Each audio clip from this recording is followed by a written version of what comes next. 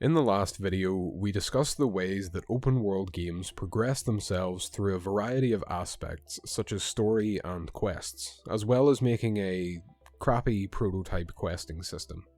I made a few points in that video about how the actual task of progressing through a game as the player can be alleviated somewhat in a few ways, namely by having an interesting open world. This is something that comes down to a number of factors in and of itself, but I believe one of the biggest factors at play here is how the open world actually looks. Today, we're going to take a look at actually designing how our open world might look, and how we can take our world from a few blocky test maps and faint ideas, and transform it into something truly unique. Join me today as I delve deeper into open worlds and discuss aesthetics. Welcome to Game Mechanics Explored.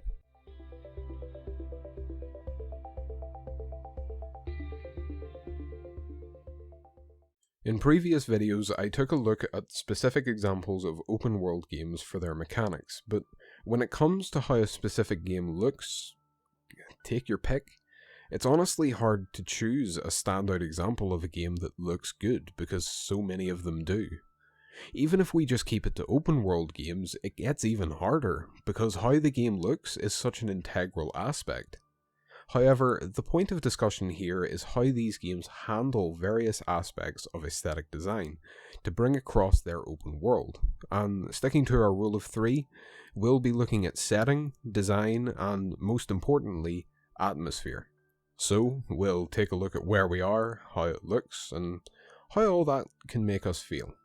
These things all work hand in hand with each other, and trying to dip into multiple games just won't work this time. So today, we'll be taking the looking glass to one game in particular and analysing how that game takes these three aspects and does them to near perfection. Today, we'll be tackling open world aesthetics and the masterpiece that exemplifies them, Bully.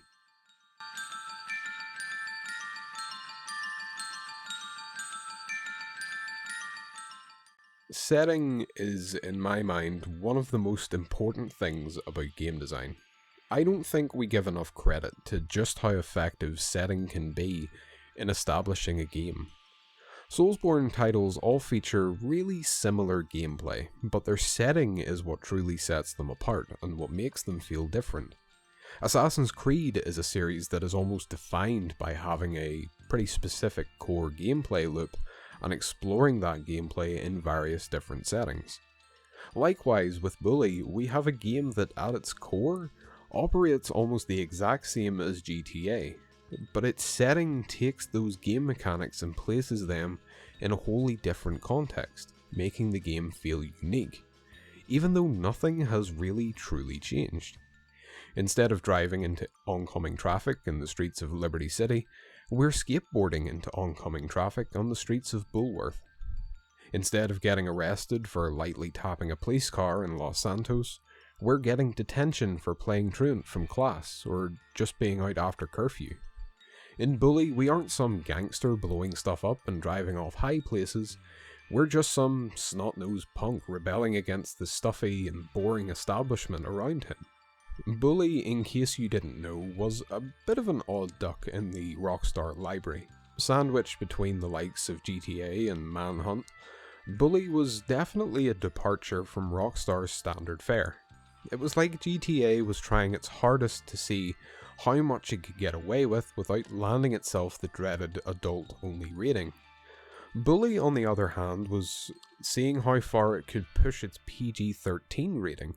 Bully was basically GTA for people who weren't old enough to play GTA, and I think it was this dynamic that led Rockstar to changing up the setting so much, and why I think this odd duck ended up becoming a golden goose. In Bully, you play as Jimmy Hopkins, the previously mentioned snot-nosed punk, as he is sent to a new private boarding school after having been expelled from his previous one.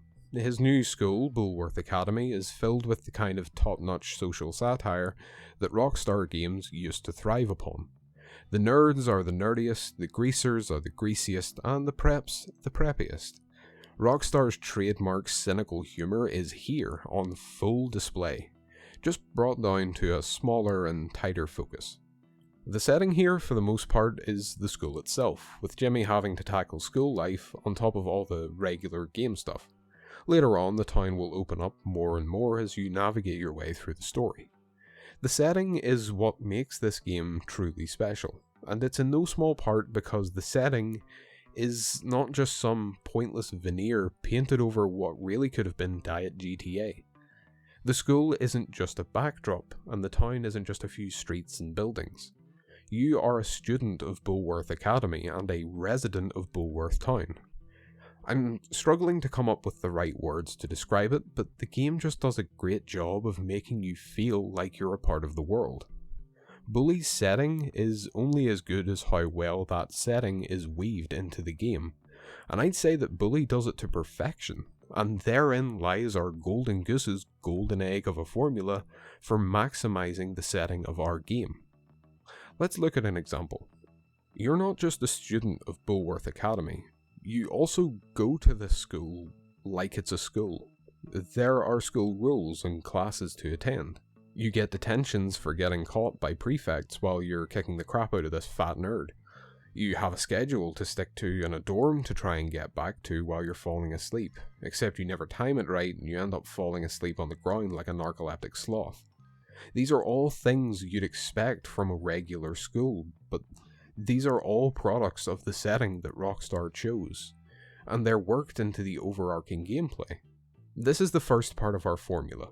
We need to take our setting and see what kind of unique gameplay opportunities we can derive from the setting. Not only does this make the game and its world feel more integrated, it can also set similar settings apart. Fantasy is such a ubiquitous genre that developers are practically forced to squeeze whatever kind of unique selling point they can out of their setting. The next part of the formula is taking that gameplay and linking it right back to the setting. Just like in a real-life school, you have to go to class. Unlike real-life school, however, even the most pointless classes have tangible rewards. This is a game after all, and Rockstar are very aware that they've just made you do math. So they're going to give you something to stop you from burning the game at the stake. Setting creates gameplay opportunities, and gameplay opportunities expand upon the setting. They coexist and support each other just like any other game mechanic should. Setting is one of those things that not many players really think about. It mostly just serves as an interesting backdrop for most games, and that's not a particularly bad way of doing it. Bully just exemplifies how a setting can really be fleshed out in a way that can really deepen a game, while remaining accessible to the player. Rockstar didn't just throw you into a college town for no reason. They didn't nickel and dime the concept for every bit of school life just to cram it down the players' throats. There's a certain balance here, and it was struck beautifully. Another takeaway from this idea is just how different this setting was compared to other games. Schools aren't exactly a rarity in games, but I don't know of many games that actually feature a school as a core gameplay aspect. It's honestly rather refreshing to see a game so different from its peers. I believe that true innovation and creativity in game design lies in taking these established ideas and standards and flipping them on their head somewhat. Innovation doesn't just mean coming up with something entirely new. I think it just means coming up with something different, and Rockstar did that, and they did it very, very well.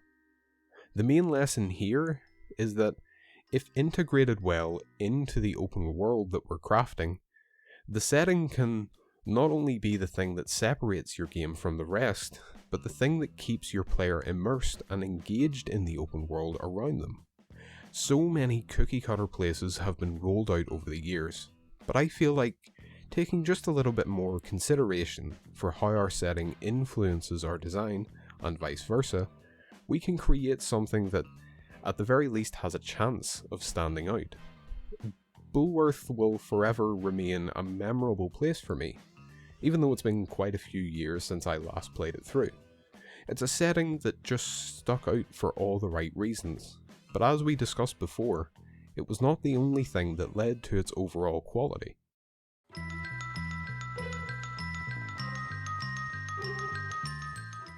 Just as the setting can enhance a game to dizzying heights, it all means absolutely nothing if you have no sense of artistic direction and aesthetic cohesion behind it. Such subjects could be topics for their own videos, and there is a game I want to talk about that I think does these things very well. Going back to Bully, however, its setting would never have been so successful had it not been for the stellar design that went into it. Upon seeing Bully for the first time, you might be surprised that this game was even made by Rockstar. The early 3D Rockstar titles all had a very similar direction in terms of their art styles, with GTA games being a great example of a group of games that all share a unique feeling when it comes to how they look. Bully is yet again a standout example because Rockstar took this relatively smaller world and honed in on the fine details in ways that they just didn't with games as grungy as Manhunt or as vast as GTA or Red Dead. Bully was just the perfect storm for the art team to truly craft a tighter and more visually expressive open world, now that they weren't hampered by the expectations of continuing a look from a previous title. Rockstar games have always had a certain griminess to them, a certain grit and dirt about them.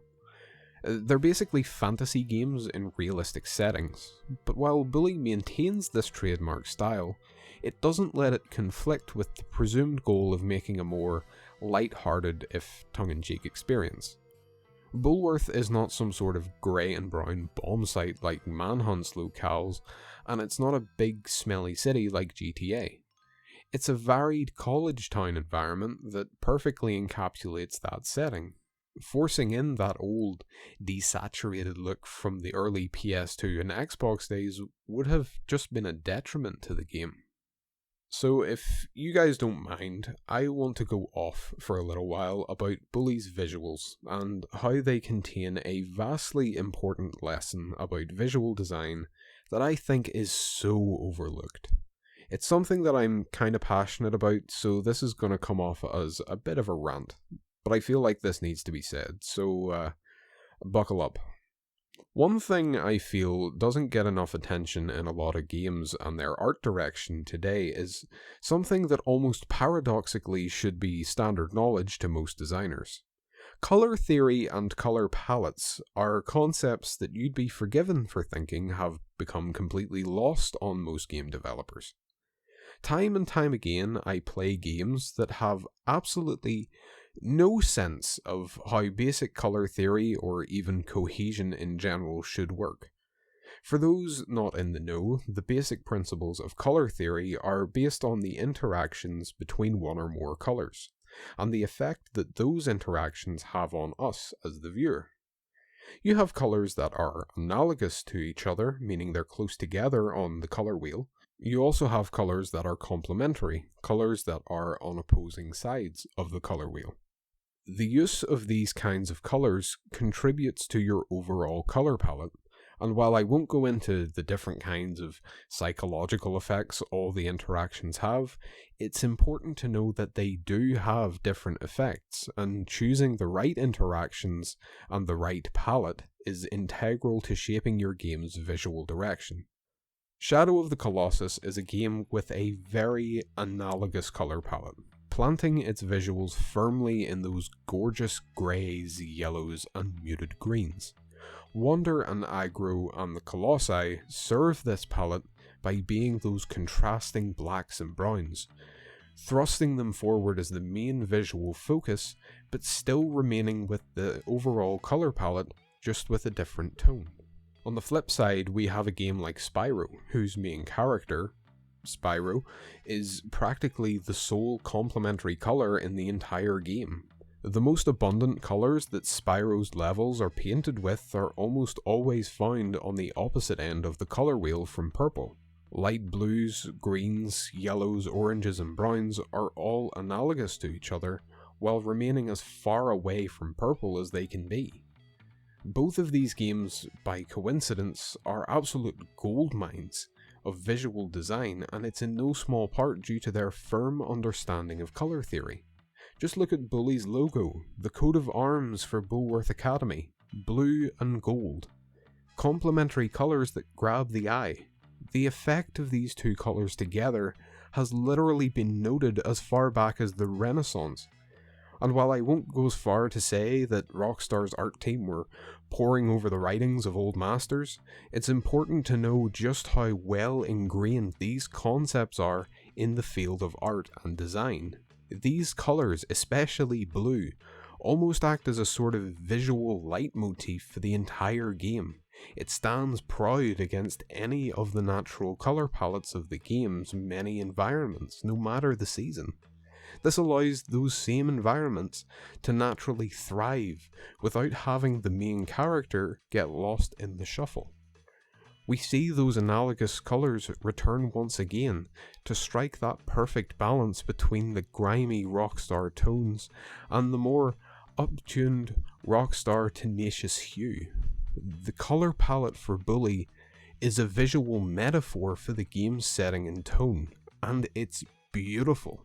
Now, some of you might argue that this isn't what Rockstar were trying to do, and that this was just kind of how the game turned out, and that the colour palette of a game isn't of real consequence, and I'm looking way too hard into it so I can contrive an opportunity to talk about colour theory. And I hear you.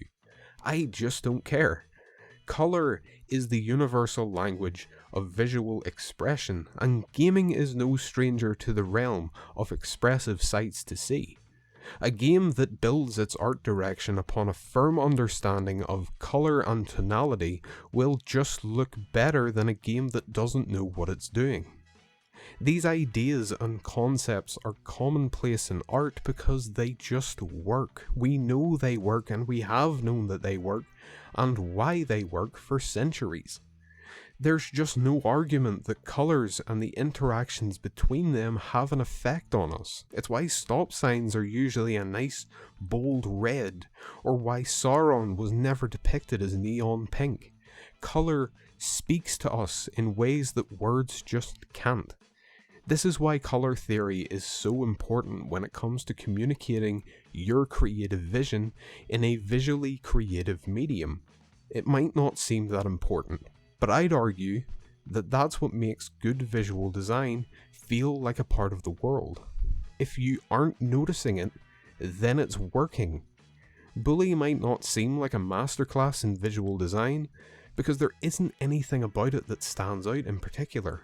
All of the individual elements of its visuals are subtly working together to create a cohesive world that leaves an impact that most modern games even struggle to achieve. It doesn't do this with crazy graphics technology, it doesn't do this with avant-garde color palettes or dynamic post-processing. It does this just by firmly rooting itself in a consistent, tried and true standard that lets the true game thrive. It isn't much, but it's all we need. Halo has both the best and worst examples of trying to use colour theory to bolster its visual design, and trust me, I will get back to Bully at some point. If you can boil down a game like Halo Combat Evolved into two colours, what colours would you choose? If you didn't choose either green or purple, congratulations, you're wrong. To get straight to the point, Halo Combat Evolved is about the conflict between the humans of the UNSC and the various alien species of the Covenant. The game mechanics have you fight the Covenant, the level design railroads you to the Covenant so that you can fight them, the story and the mission objectives largely involve you fighting the Covenant. Is it really a stretch then to say that the colour palette is also working to subtly inform the player that they should, in fact, fight the Covenant? The mostly green UNSC and the mostly purple Covenant clash together on the colour wheel. If I put them both on screen, they stick out like a sore thumb because they are complementary colours. It's exactly like Spyro, except here it isn't just used as a way of making points of interest stand out. It's used to subtly inform the player of their objective. It's a pretty simple thing upon reflection, but it works to give most Halo games a consistent visual design, even if the style gets changed up every game. A game that most certainly forgot this consistency though was Halo 4, a game that favoured flashy visual effects over creating something that looked good. I mean, look at Halo 2 and the Forerunner structures. These things were this really interesting merge of ancient ruins crossed with a very sci-fi and metallic aesthetic. It gave the impression that Halo was ultimately trying to go for, the impression that these structures were built by a far more advanced, ancient civilization. Though, through visual design alone, and a few offhand mentions here and there, something deeper was communicated to the player than the immediate story around them. The player wasn't just on a level fighting the Covenant, they were in a pale shadow of eons past, fighting their way through the legacy of those that came before, saving the world as they once did. They didn't need to tell you all of this, because even if it's just ever so slight, you still get the impression that there was more here than meets the eye. Halo 4 seemingly forgot that the thing that made the Forerunner structures feel like a long-dead civilization was the fact that, over time, their megastructures would age and decay. They wouldn't light up like a Christmas tree and seem as though they had just been placed here. It's distracting how artificial these structures look. In Halo 3, the Ark felt like it was in the process of being swallowed by the surrounding flora. In Halo 4, whatever this was supposed to be, was put here because the surrounding flora might just give off the impression that there's life on this planet. While Bully is a great example of how cohesive design can make a world feel real, Halo 4 is a great example of how doing the exact opposite can make a world feel, surprise surprise, not real. Bully utilizes its design and color palette to create a world that feels very three-dimensional. This small world isn't just a playground for the player to kill time in for a few hours. It's an integrated and lived-in place that ultimately serves to ground the player in this new reality and immerse them into the world around them. Nothing feels out of place, nothing breaks that immersion, because that's what good open world design does. And the main lesson we should take from this is that for our setting to work, we need to have a good grasp of these techniques to sell the illusion, as it were. Otherwise, we'd never be able to craft our third and arguably most vital element.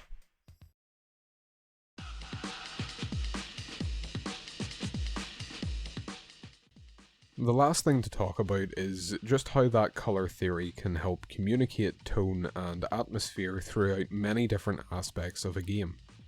It's absolutely no secret that these things are in fact affected by colour.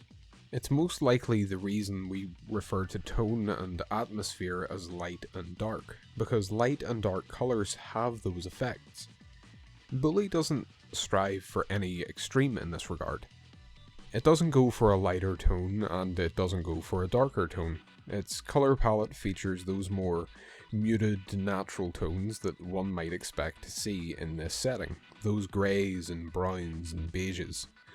It also has a nice degree of contrast and saturation that makes those colours jump just that little bit more, especially when a stray complementary hue sneaks its way in there. The game's relative neutrality helps bolster its calm, small-town aesthetic, helped in no small way by Bully's iconic soundtrack. When the game is ready to change this up, the natural palette acts like a blank canvas. I talked last time about ways that games can progress themselves, and you can be sure that Bully is on point when it comes to portraying its progression visually, and in a way that complements the settings because, of course it does. As the school year progresses, so too does the actual year, starting in autumn, going to winter, then spring and finally summer. Not only does the town and school change, but the colour palette changes with it. And because you move through the seasons, you're given this very natural sense that time is moving forward all the way throughout the game. And even if the mission progression wasn't already kind of doing that, it's astounding to me that a game can do that with visuals, and if you don't think I want to try that in my own project, you are sorely mistaken. Bully's atmosphere is very much a product of its time. I don't know what it is about those really late era 6th gen games, but they just have a very unique feel to them. No amount of adding high fidelity upgrades to an old game can ever compare to the look and feel of that old, muddy graphics technology. Those lovely muted colours just seem to be half a product of pretty tight art direction and half a product of 6th gen graphics. It's not a look that was the best that it could have been, but it's a look that never needed anything more. All the technology in the world can't save bad visual design. And great visual design will be timeless no matter when it's made. Bully's atmosphere and visuals are so special because they're locked in a time and a place and a sound and a feeling ready to be experienced again and again. I also can't overstate the value of little visual details as well. The different uniforms for the different cliques and different seasons, the fact that most, if not all, the characters are unique in some way, the almost worn down look of Bulworth and its residents, creating the impression that this is an actual lived in place rather than just another level. It's hard to pin down just how much these impact the overall experience, but I liken it to a ventriloquist moving the mouth of their puppet and throwing their voice so it sounds like they're speaking. These things work in tandem to sell the game and its world. Every game is basically asking you to suspend your disbelief already, but very few can draw you in so effortlessly. You know the ventriloquist puppet can't speak, but we still listen to what it has to say. Bully is a game that works so well because its design and atmosphere all come together to create a game experience that very few games, if any, can claim to provide. It really is one of those games that's like lightning in a bottle, and it just can't be done again. I like games like that. I like games that can do something so uniquely unquantifiable that there's just no other way to experience that same feeling again. They're basically the gaming equivalent of cherished memories, and in some cases they might just be exactly that. I know that the visuals aren't the only thing that make atmosphere work, but it's important to acknowledge that these things are instrumental in building the foundations of that atmosphere. Even the smallest details in how a game looks can change how a game feels, and we want to know how we can utilize these things to our advantage. Looking back on this script, I feel like I've been rambling more than usual, but a lot of this stuff really can't be boiled down to a few simple points, unless I brought my focus down to one very specific thing. Much like most aspects of a game's aesthetic, there isn't a real standard, and I just have to go with my gut and try my best to explain how I feel one particular game's visual design works and doesn't work. It's less about analysing the details and more about just spreading all the parts out and seeing why they work. Bully wouldn't exactly be many people's first choice when it comes to this kind of thing. And realistically, if you asked me, it probably wouldn't be mine. But I wanted to talk about it because it shows just how far visual style can bring a game to life. Bully was never the most technologically impressive, but it still manages to look good after nearly 15 years, and that's in no small part because it had a strong emphasis on visual design. And this is a trend that can be seen everywhere in gaming.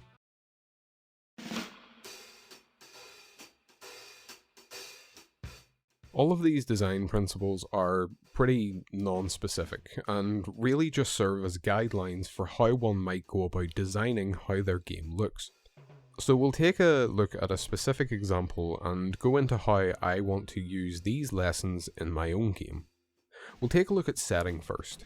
Medieval fantasy is a setting that shouldn't be unfamiliar to gamers. Throw a dart at anybody's game library and you'll probably hit a medieval fantasy game.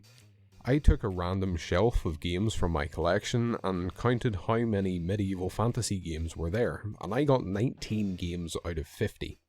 It's a very common setting, and it's absolutely fine as a setting. However, this kind of setting is ground well trodden, and while it would be easier to set a game in a medieval token-esque fantasy like everybody else, I want to take this setting and see if I can put a twist on it. I used to be very interested in the medieval era. When I was young, something about knights and swords and castles just intrigued me, and I wanted to find out as much as I could about them. As time went on though, slowly I learned more about history, and as I got older, I'd like to think what ignited my fascination about that history became a little more refined. The medieval era took a back seat, and my interest shifted slowly forward about a century or two to the Victorian era and the Industrial Revolution, or more broadly, the 18th and 19th century. For pretty much the entire world, these two centuries saw some of the most seismic changes in history. The advent of steam-powered machines and increasing globalization led the charge for a lot of very interesting changes, not just in technology, but in culture and society. I'm no historian by any means, but I don't think it's a stretch to say that much of the world we know now began to form around this time. And it's this shift that really drew me to this era. What fascinates me about the Victorian era is that it's really just an extension of my fascination for the knights and swords and castles. These antiquated things all met their demise at this time, as the world moved forward. It's this out with the old, in with the new clash that makes me think it would be a very interesting setting for both a game and a story. This dichotomy between clinging to the old ways and accepting the new could not only make for interesting conflict, a vital component of storytelling, but also a very dynamic way of building a world, as I'm never truly locked into one aesthetic. I can have that look that's more commonly associated with the Victorian era, while still being able to have my castles. I want to note, however, medieval fantasy might be the most common fantasy setting in gaming, but if there was something that was second to the medieval era, it would be the Victorian era, and here's where I want to put my own spin on things.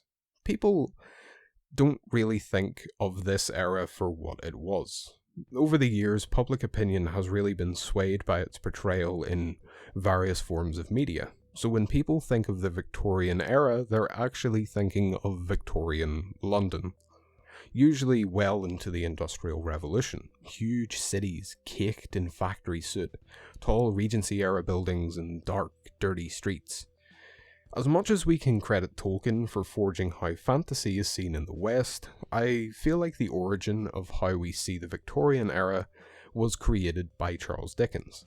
Bleak House, Tale of Two Cities, A Christmas Carol, these all contributed to this collective idea of how Victorian London and how the Victorian era should look, which, while not entirely inaccurate, leaves a lot to be desired, especially if you're using it as a design reference like I am. It's not representative of the entire era, and it's especially not representative of how the entirety of the UK looked at the time. London was essentially the sweaty armpit of the UK, the epicenter of the ills of industrialization. It's accurate, and it's valid, and it shouldn't be ignored. But the UK is a reasonably big place, and industry didn't hit everywhere equally. I want to set my game in a Victorian-esque setting, but I want to make it clear that I do not mean the stereotype of the Victorian era. It's actually more useful for me to kind of shy away from London as a reference, because it lets me bring things closer to home, and get design references that I feel are more accurate to what I want to achieve with my setting and its design. If I was to design a game around Victorian London, I'd say it would be pretty easy, but I don't think it would be very interesting. One of the few games that really broke this trend was Bloodborne, because it had environments that contrasted with the starting locales of Yharnam. The common stereotype of Victorian London is just very monotonous, and again, while it's not that inaccurate, it doesn't leave me a lot of room for making the world feel alive if it looks like it's in the process of dying. There's a couple of other places that I want to use as references because I've seen them portrayed in a way that still evokes the time, but injects a certain quality into it that I just feel gets lost in the more common adaptations of this era. On screen now is a painting by John Atkinson Grimshaw called Canny Glasgow. Its cold and wet nightscape palette was common for Grimshaw's artwork, but I think the true beauty isn't in his portrayal of this stereotypical bleakness of the era, but in those gorgeous subdued yellows of the shop fronts. Despite the overt frigid tones of the sky and the street, the painting possesses a very comfortable warmth about it. For me, the painting evokes the feeling of coming inside after a cold, rainy day, that calming feeling of the gentle heat hitting you in that moment. Those yellows lend to this sense that other common portrayals just can't seem to get right. It gives the sense that this place is a real-life place, with people just going about their business. It gives this still painting a certain pulse that just brings it to life. Ultimately, what I want to do is create a world with this same pulse, this same life to it. And this is why setting and design are so important to consider when creating the atmosphere that we want. It's easy to make a place seem scary or dark. It's easy to make a player feel at ease. It's easy to forge a certain mood for the situation, but it's another thing entirely to make these things part of the world around you. Atmosphere is just as much about how a world looks as how it feels. And when it comes to setting the world of our game apart from others, how it feels to the player will be absolutely instrumental. What's the point of designing a world that just serves as a background for the rest of the game? How can I tell a story if I can't sell it to the player? Why would I want to do what everybody else does when there's another way of doing it? As I said before, this was kind of a difficult subject to tackle, and even now I still feel like this whole video has just been me going on and on for however long it's been, but I can really only scratch the surface when it comes to talking about something like this. Without actually diving in and making some fully fledged environments or even just having some concept art, I don't have the ability to fully demonstrate my point, so for now I'm going to leave it here. Should we ever return, it'll be to do exactly that. Last time we played around with a quest system in this little map I made for the parkour system, so maybe we can come back and convert these maps into something that more resembles the final look I want to go for. Maybe we can try and design a whole new map from start to finish, using the lessons that we, hopefully, learned today. I'll leave it open for now. There's a lot to do, and quite frankly, I can't wait to do it. In the meantime, whatever I end up doing, whether it be programming or otherwise, why don't you keep up to date with my content by subscribing to Project Masquerade. With the rules of our open world set up and our parkour system put on the back burner, there's really a million different things we can look at, and I suppose it's just up to me to go and do it. There's a lot of stuff in the works, and I hope you guys will enjoy it. Thank you for watching, and I'll see you next time.